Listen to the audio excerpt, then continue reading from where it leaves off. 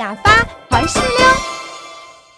嗨，大家好，我是徐薇老师，大家来学客家话，拜托拜托，嘴巴张开来。第一句话，老板娘，我的牛肉面葱要放多一点哦。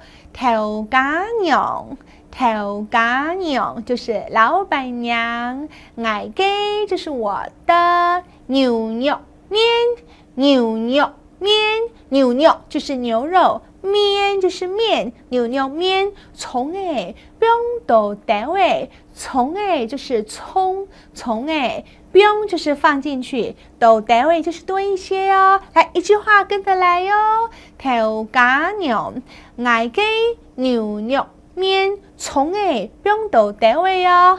冇问题，没问题。给两个萝卜汤，萝卜汤就是萝卜汤。爱不用到芹菜嘛？芹菜就是芹菜，要不要放芹菜呢？好啊，我要放芹菜啊。这个萝卜汤要有芹菜才好吃啊。我们请特别来宾讲客家话给你听，看看他说的有没有你好呢？请听。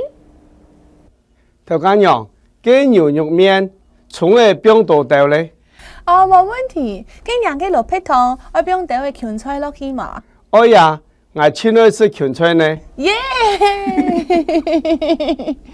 徐薇记得啊，我的阿婆还在世的时候，我们是不吃牛肉面的，所以客家人早期啊是不吃牛肉的。不过现在是没有这个忌讳咯，牛肉面当好生咯。